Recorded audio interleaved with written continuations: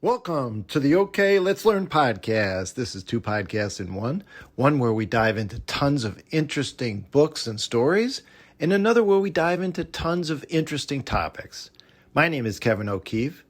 So today,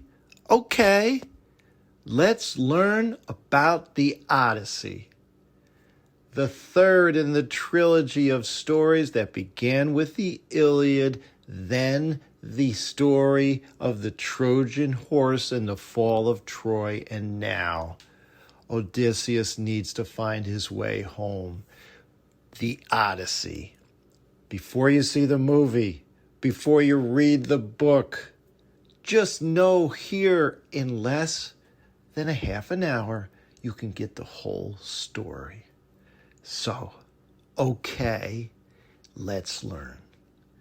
When we left, the Trojan War had finally come to an end. The city of Troy fell, and that wooden horse had done what 10 years of fighting couldn't. Helen returned to her husband, the king of Sparta.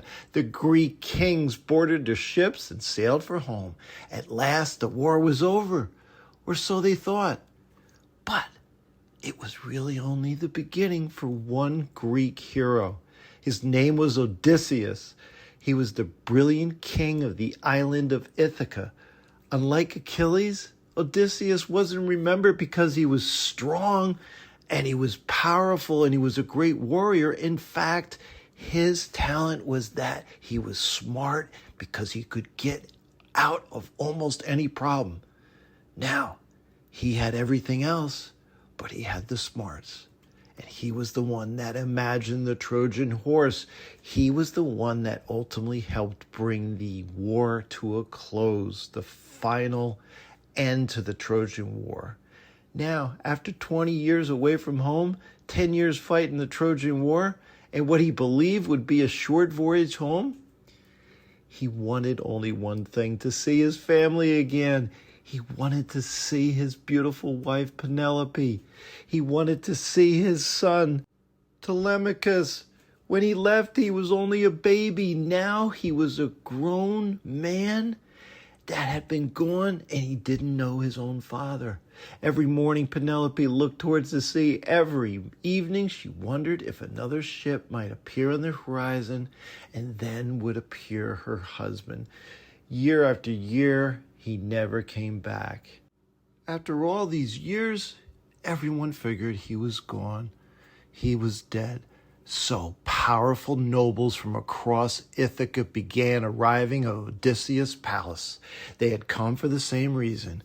They wanted Penelope to choose one of them as their new husband. After all, if Odysseus was gone, someone else needed to be king.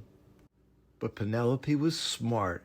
She said, "I will choose one of you after I finish weaving a burial cloth for my elderly father-in-law." They agreed. But guess what? Every day she sat there at her loom, carefully weaving this beautiful cloth. They watched her work. They waited patiently. But they didn't know what was happening at night, because when everyone was asleep, she pulled apart everything she had woven that day, and every day it wasn't being completed. She had fooled them. This went on for 3 years. Finally, one of her servants revealed the secret. Now Penelope could delay no longer.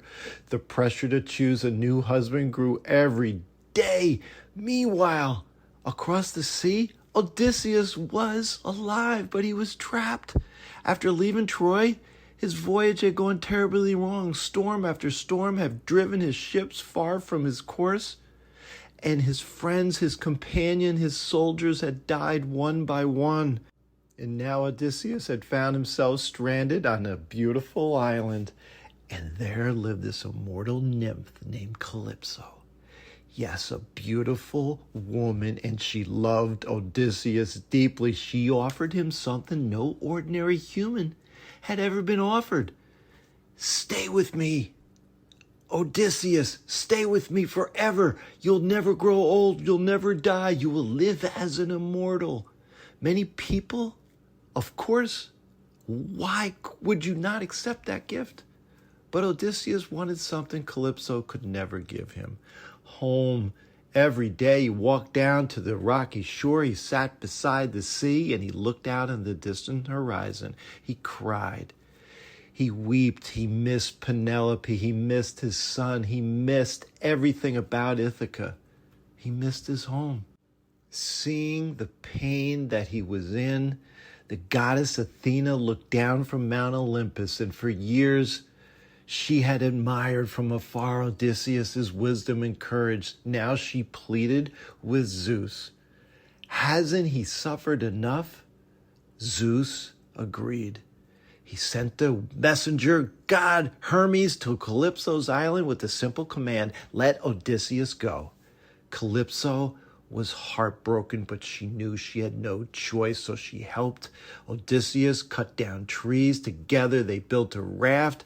They packed food, they packed fresh water, everything to make sure his voyage would be successful. And before he left, Calypso looked at him one last time. You could have stayed here forever with me. I know, but my heart has always belonged to someone else.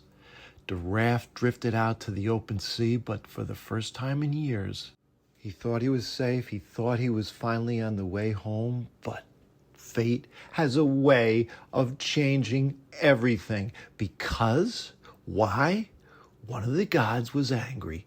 It was Poseidon, the sea god. He had never forgiven Odysseus for something that had happened earlier in his journey. When Poseidon spotted this tiny raft crossing his waters, his anger exploded.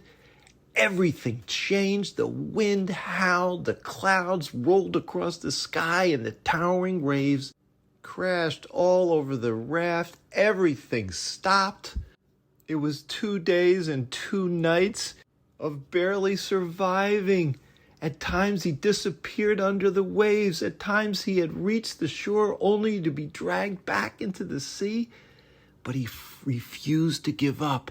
Finally, bruised, exhausted, and barely alive, Odysseus crawled onto the sandy beach of a strange island. He staggered into the nearby woods. And there, the next morning, laughter echoed through the trees.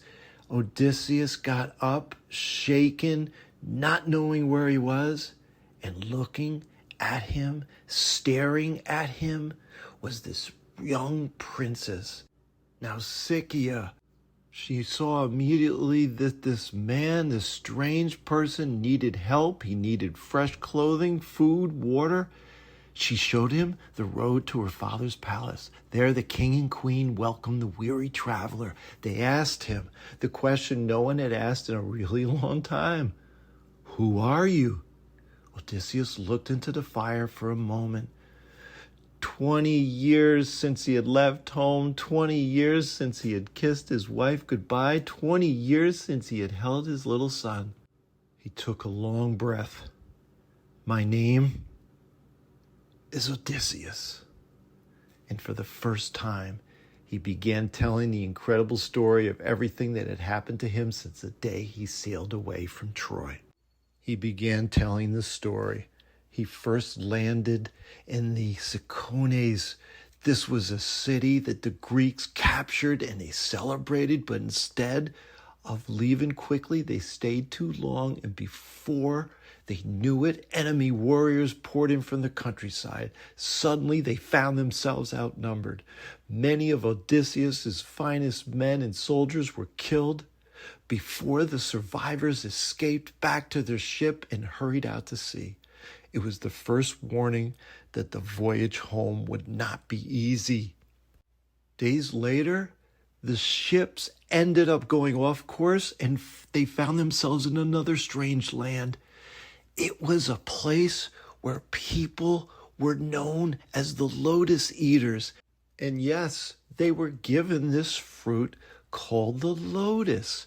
A lot of Odysseus's men gladly accepted. Sure, why not? But before they knew it, after they had tasted it, they forgot everything about Troy, Ithaca, their families.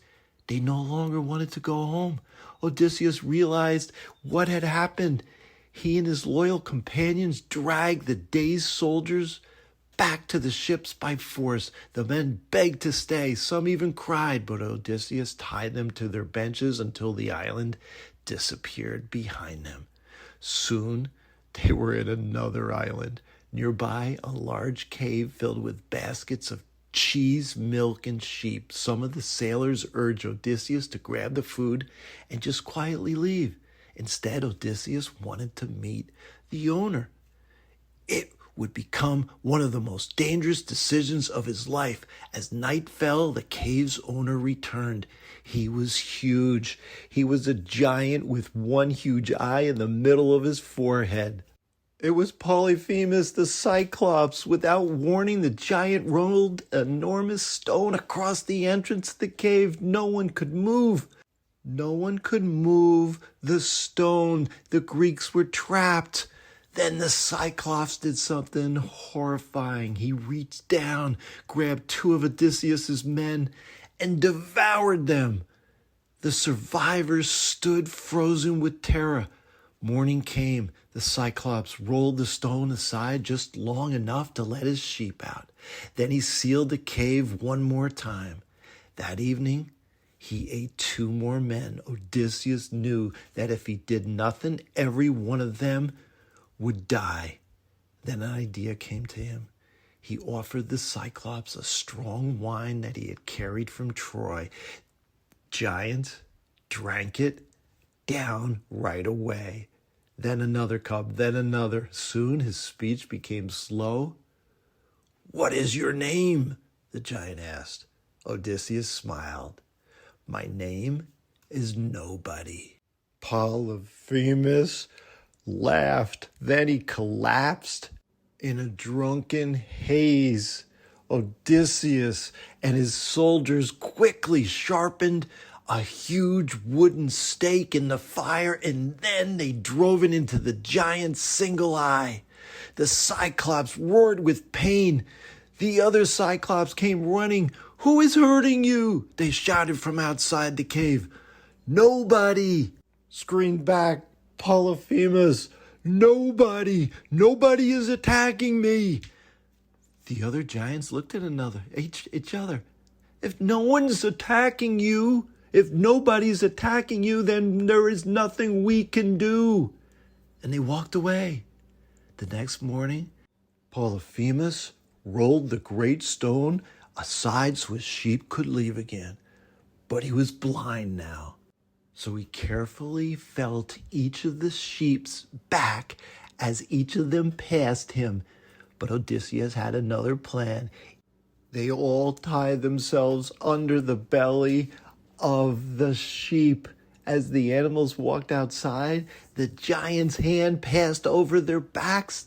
He never felt all the men hanging underneath. At last, Odysseus and his companions escaped. As their ship sailed away, Odysseus could not resist shouting back, "It was not Nobody who defeated you. It was Odysseus, me, the king of Ithaca." The Cyclops roared in fury. Then he lifted his hand toward the heavens. Unknown to Odysseus, Polyphemus was the son of the sea god Poseidon. "Father, if I am truly your son, make Odysseus suffer before he reaches home." From that moment forward, Poseidon became Odysseus's greatest enemy. Soon they came upon this floating island, and there lived the god of the winds, Aeolus. He helped Odysseus and he gave him a gift. After a month of resting, inside a giant leather bag he had tied up every troublesome wind. The only wind that he had would be this gentle west wind that would remain free to carry the ship safely toward Ithaca. For 9 days they sailed, and at last the mountains at home appeared on the horizon. Odysseus, exhausted after days without sleep, finally closed his eyes. But as he slept, his sailors became suspicious. Surely this crazy, mysterious bag contained gold or treasure, so they untied it. Mistake. Immediately, every imprisoned wind burst free, the sky darkened, the sea exploded with towering waves. The ship was blown all the way back across the ocean. As Aeolus saw this, he shook his head. You see, no ordinary bad luck just follows you. The gods themselves opposes your journey. And then he sent them away. But there was more trouble. Of course there was more trouble. They reached this land of enormous giants. At first, everything was calm. Then the attack began. Huge boulders crashed down from the cliffs. Ships splintered. Men were crushed. The giants seized sailors as though they were toys. Only Odysseus' ship, which was wisely anchored outside the harbor, managed to escape. Every other ship was destroyed. Now only one ship remained. Eventually, they reached the island of the enchantress Circe. She welcomed several sailors into her palace with smiles and a feast, but the food had been enchanted. The moment they ate it, they were transformed into pigs. Only one frightened sailor managed to escape to warn Odysseus. Determined to rescue his friends, Odysseus marched towards Circe's palace. Along the way, the messenger god Hermes appeared. He handed Odysseus a magical herb that would protect him from Circe's spells. When Circe tried to enchant him, nothing happened. She stared in astonishment. No mortal had ever resisted her magic before. Realizing the gods were protecting him, Circe restored the sailors to their former human form. Her palace now became a palace of peace. Odysseus and his men rested there for months. Eventually, Odysseus remembered, of course, the promise he had made himself long ago. He wouldn't stop. He needed to get back to Ithaca. Circe gave him one final piece of advice. If you wish to return to your home, you must first journey to the land of the dead. You see, remember, this is Odysseus recounting everything that had happened to him, and the story still wasn't over. He still was sitting there on the island telling his story to the king and queen of the Phoenicians. So following Circe's instructions, Odysseus and his men sailed to the edge of the world where the entrance to the underworld was hidden. There, among the spirits of the dead, Odysseus met the blind prophet Tiresias. Tiresias gave him a warning. You will reach your home, but only if your men control themselves. On an island you will find the sacred cattle of the sun god Helios. Do not harm them. If anyone touches those cattle, disaster will follow. Odysseus thanked the prophet and returned to his ship, carrying those words in his mind.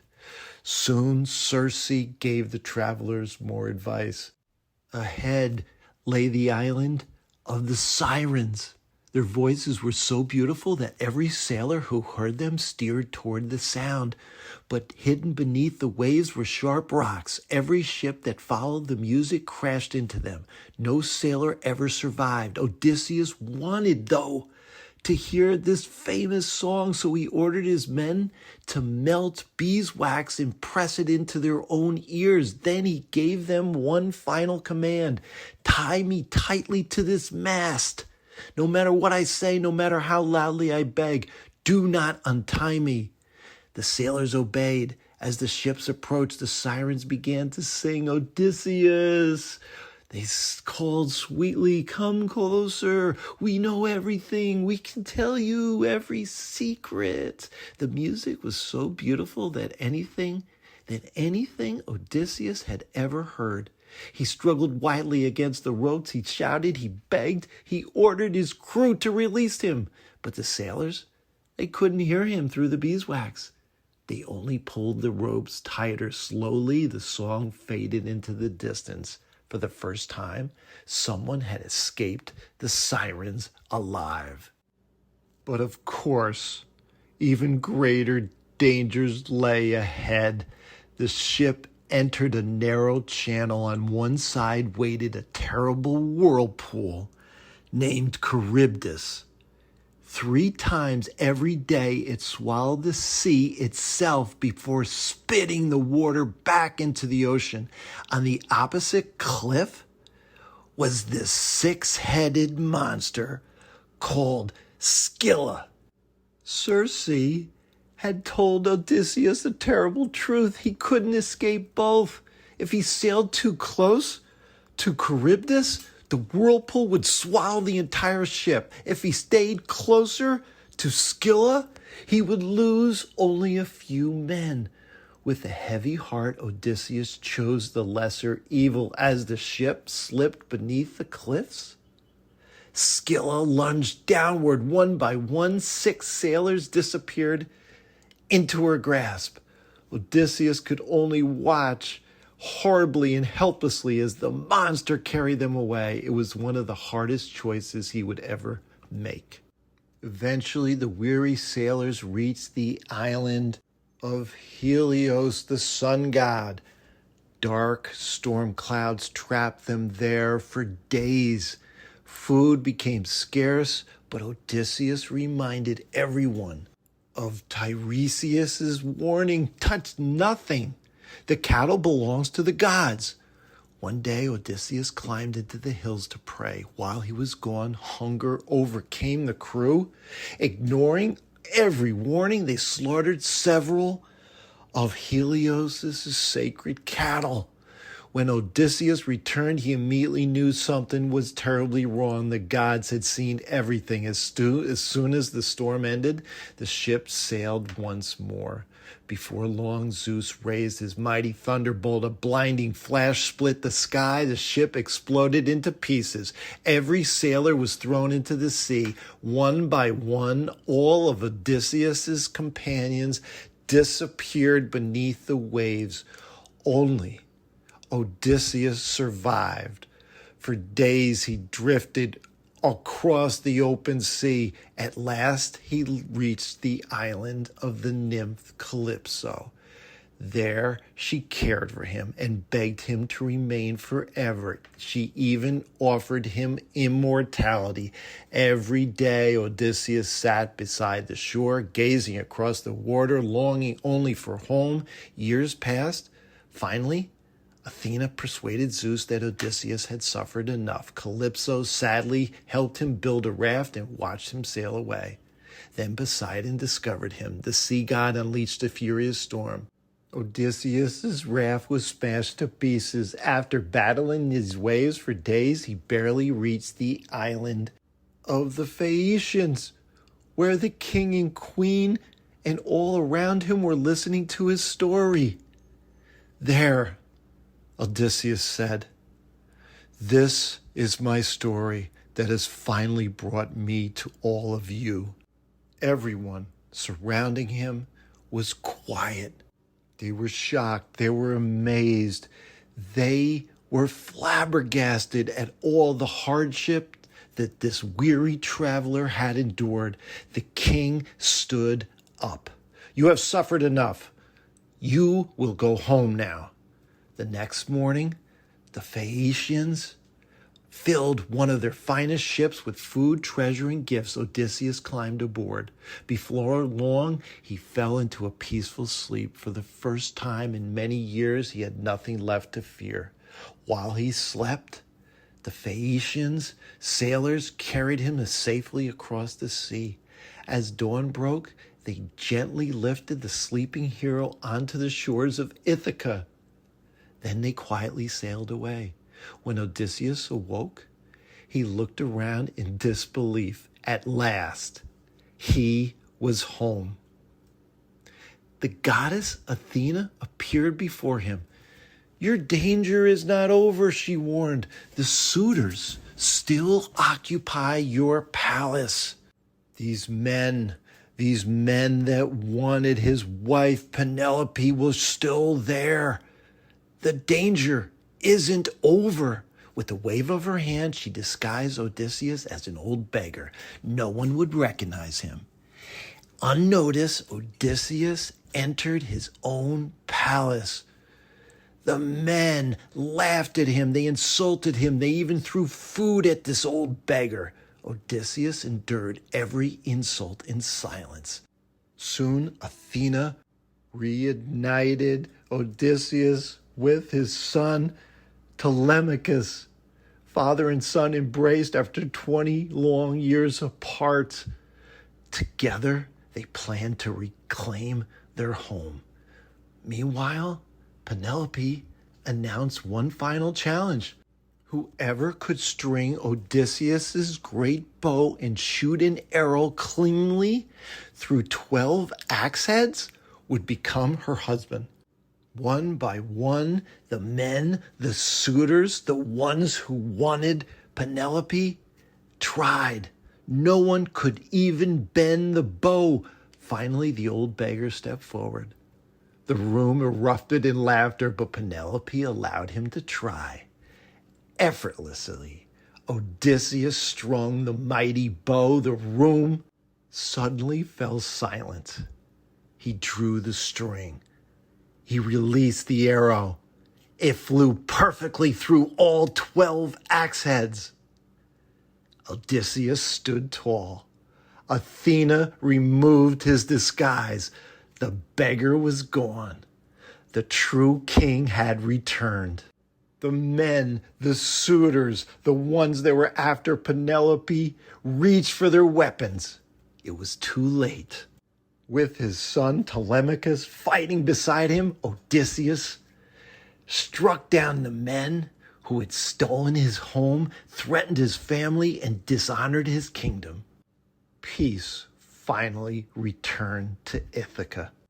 But after all this time, there was still one problem. Penelope didn't know that this was truly her husband, that this was truly Odysseus.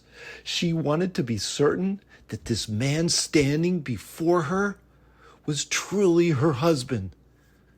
So she quietly gave an unusual order. Move our marriage bed into the hallway. She asked one of her servants, and again she said it out loud. Everyone turned around, not knowing what she's talking about. Move our marriage bed into the hallway. Odysseus stopped everyone. Immediately. No one can move that bed. I built it myself, and it's around the trunk of a living oak tree. It can't be moved. Penelope smiled. She knew.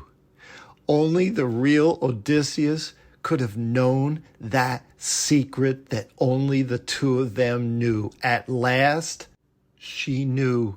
He knew. They embraced.